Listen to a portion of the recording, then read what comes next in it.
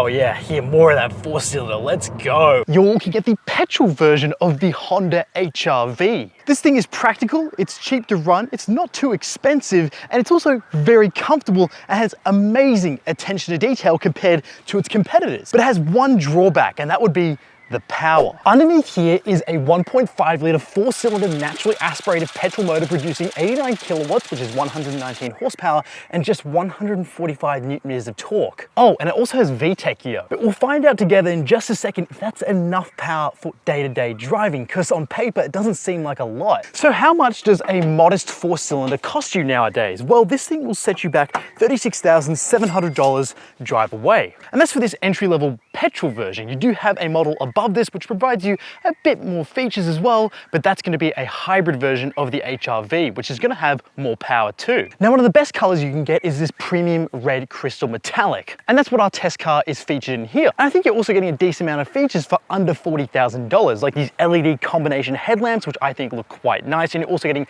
LED fog lamps down below. You're getting this really sleek exterior, and it does look quite nice, and Honda reckons it's to improve aerodynamics. But to be honest, one of my favorite features here is the grille design. It's just so unique, and I actually thought this thing was an electric car when they first launched it, but was surprised to hear they actually put petrol motors into this thing. Now on the side, you're getting 18-inch dual-tone alloy wheels wrapped in Michelin rubber. There's plenty of plastic cladding around the outside to let you know this is an SUV. You get power folding mirrors. You also get touch-sensitive buttons for your keyless entry, locking and unlocking. And it's also worth mentioning, Honda makes some of the smallest keys I've ever seen. This is a simple Honda key, which only has locking and unlocking available as an option on it. Towards the back, you are getting hidden door handles, which I actually don't mind the look of. It gives this thing an illusion that it's a coupe or a two-door, but instead you have your hidden door right here. And finally, the side profile of this thing does look pretty different from other SUVs on the market, because it's just very angular towards the back and the front, which is a bit more appealing than some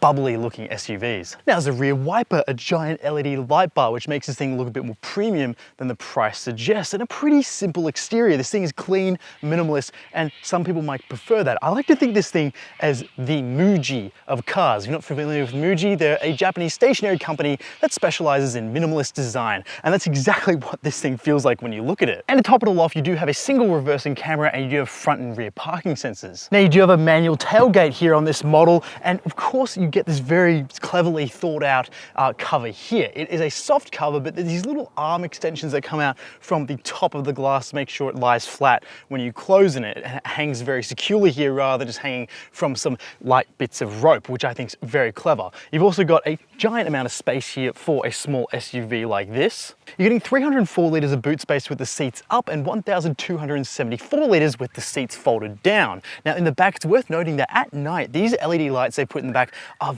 very bright. So it makes this thing look very well lit at night, so you're not going to miss anything in the boot. Now under the boot floor, you have even more storage, which is good for any dirty items you want to get on the carpet. But unfortunately below that, there is no spare tire. There is a tire repair kit here in the side panel, but unfortunately it's just a bit annoying that a car like this doesn't come with even a small spare. But what I do like is that there are giant cutouts on either side of the boot to make the most of wide items as well. But there's something clever that happens with the rear seats when you fold them. Now, to make the most of the practicality of this small SUV, Honda have installed the Magic seats, which is the patented seat design which allows you to configure these back seats up to 18 different ways according to Honda to make the most of the space back here. What do I mean by that? Well, you can fold the seat down like this, and the bottom of the seat actually slides forwards to give you a really flat load floor all the way through to make the most of this interior space. Now, you can also bring this back up, and that's no problem. But then here's the thing.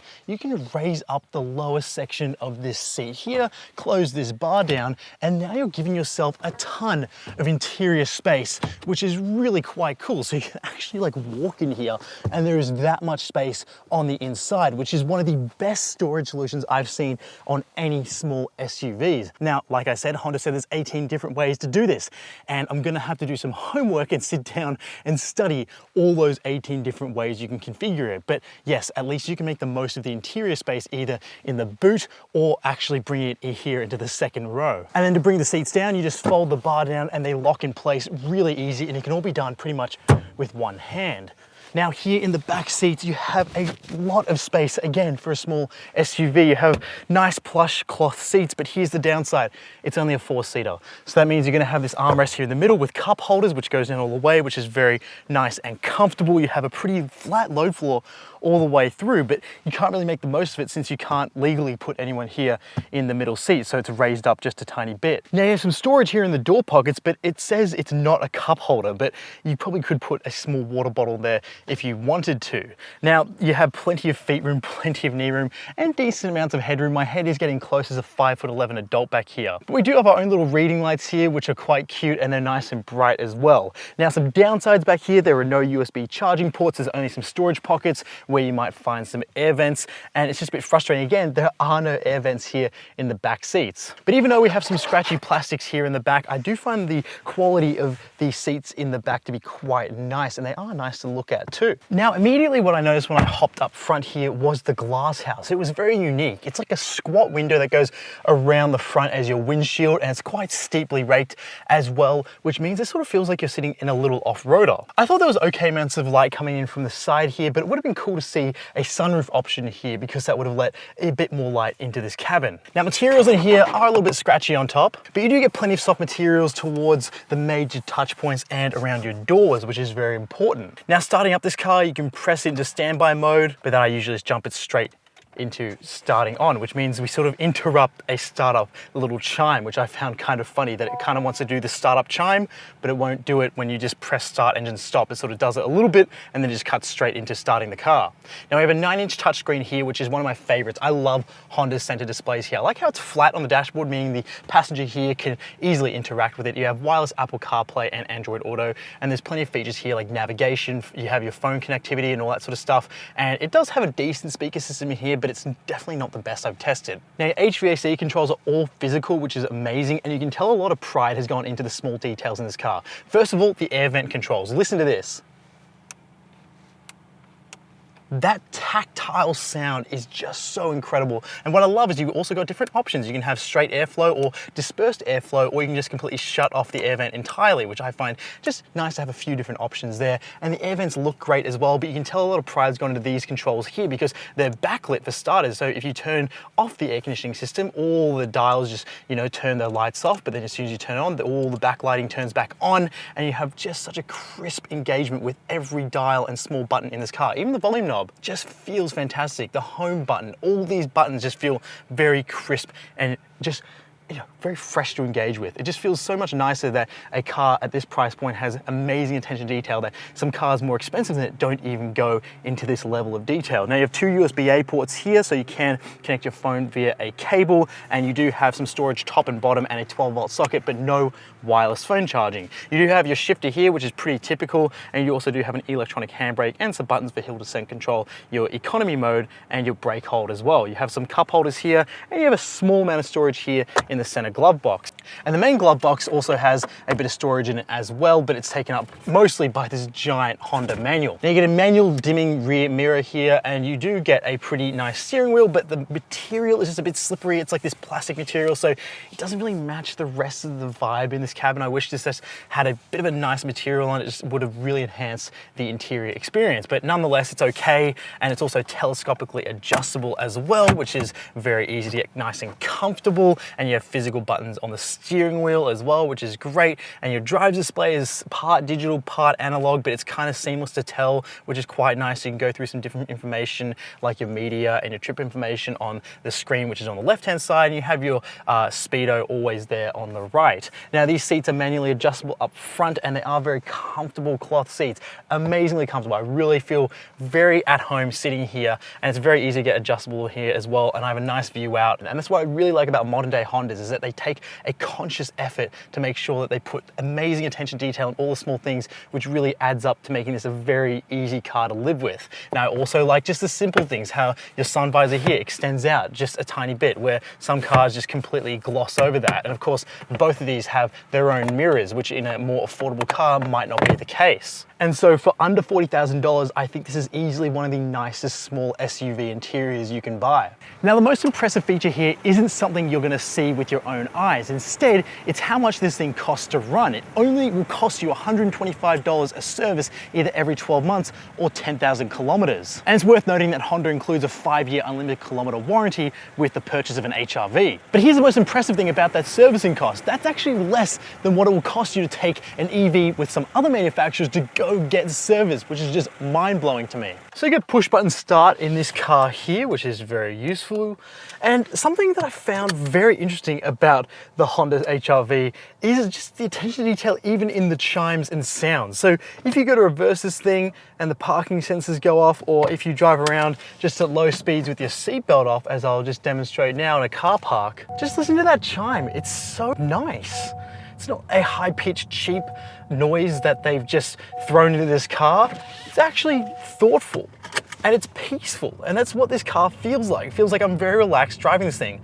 Listen to the sound isolation in this thing when I'm just cruising along like this. I mean, it's pretty good. And I found that just driving along with the windows up and the air conditioning on, I was very comfortable and I didn't really need the windows down to enjoy a peaceful driving experience. Now you do get an automatic window here on the driver's side, but that's your only automatic window for the entire car. Now setting off, the thing with this motor is that it just makes a grumbling sound in the background that you don't really want to enjoy, to be honest. It's just something that sort of interrupts the peaceful driving experience, and especially on a hill like this, yeah, it makes itself known quite a lot. And it's just the only thing that really detracts from the driving experience here. It's an otherwise very peaceful, very comfortable drive, but that noise is just, oof. Just a little bit of a reminder that you have a underpowered motor under the hood. Now, is it underpowered completely? No, for day-to-day driving, it's just fine. If you're in traffic most of the time and you're hitting the highway every so often, it will get up to highway speeds, no issues. But if you need to accelerate rapidly, it will not give you that. I just don't really understand Honda's just like fear of turbochargers, apart from the fact that it would cost slightly more, you know, just to put that in here. They have the Civic Type R. They know exactly what to do with turbochargers, but for some reason they can't put it in these smaller cars, which would, I think, just give it a little bit more of an edge and wouldn't make this thing rev so high as well. Now, I know we have VTEC on board, which is basically variable valves, and that allows this thing to sort of have a more broad range of power, and it does work. And this thing does feel a little bit quick on its feet when you want to put the power down, but then you're quickly reminded after that that it takes over 10 seconds to get this thing up to 100 kilometers an hour. Now, the cornering and handling this thing is very impressive. This thing only weighs just over 1,200 kilograms. So going through a corner like this, you feel like you are in a very lightweight car, but the front wheel drive system is very noticeable in terms of the front wheel drive understeer when you really start to push this thing. Now, it's a little bit of a busy ride, like a tiny bit. It's a hint of just being a bit too busy, but thankfully this is only right on 18-inch wheels, so it's not too rough for day-to-day driving, and hitting speed bumps and all that isn't so bad in this at all. Now, as I'm cornering through here, the car stays nice and flat, which I deeply appreciate. It just means that everyone on the inside is going to feel nice and comfortable and stable at higher speeds when you're going through corners, rather than feel like they're being thrown around everywhere. And also the brake, when you just lay that on, the car gently rolls forward and tips forward ever so slightly. It's not as smooth as Mazda's brake feel, but I do think it is still quite relaxing to sort of go between the accelerator and the brake here. Now, because this has a naturally aspirated motor and it's paired up to a 1-speed CVT automatic gearbox, power is brought on very gradually, and it's just very comfortable for passengers on the inside yet again. Now, the only thing that would really improve this is just maybe a bit more sound isolation from that 4-cylinder under the hood. Now, Honda claims you can get your fuel consumption as low as in the mid 5 liters per 100 kilometers, but here's the thing, I've been seeing figures closer to 10 liters per 100 Ks because I've been going up hills and hitting highways in this thing, and that's just going to be the downside of a naturally aspirated motor, is that the more you have to use that throttle, the higher your fuel consumption goes, which is just a bit annoying. So the higher speeds you're traveling at and constantly going between high speeds and low speeds, it's going to chew through the petrol just a tiny bit. But luckily this thing runs on 91 here in Australia, so that's going to be one of the most affordable fuel options, so it shouldn't be too expensive to fill this up compared to something that might have a turbocharger and require more premium fuel. Now, we do have a S mode here for the gearbox, which brings up the revs, and it means we can, oh yeah, hear more of that 4-cylinder, let's go. But it just really just feels like it's just revving it out more and holding up those revs, and yeah, it's not all that pleasant, and I don't think all that necessary. You can just jump into economy mode here to help enhance the car's ability to try and conserve fuel, which is what I'm in most of the time. And to be honest, the only thing is, if you want more power in your car on a day-to-day trip, this probably isn't gonna be the car for you. But if you're looking for a comfortable, cheap to run, and also just reliable way to get around, the HR-V is a good way to do that. But I can imagine loading this thing up with people and luggage, it will feel like this thing is a lot slower than what you might be used to if you've had anything more powerful than this. Now, seating position's great. I also love the driver aids here. You do have radar cruise control and auto lane keep assist and all those sorts of goodies, and it's just very, very comfortable. Now, something we are lacking here is blind spot monitoring, which is a bit frustrating, but at least we have those giant wing mirrors so you can see out the side. But I just think at this price point, that's a bit annoying. And look, all in all, it's a very peaceful way to get around. I found it great to get around on the weekend. It was very easy to park thanks to the reversing camera, and it's also got a nice tight turning circle as well. It's just one of those cars that's just easy to live with, and you do have that peace of mind that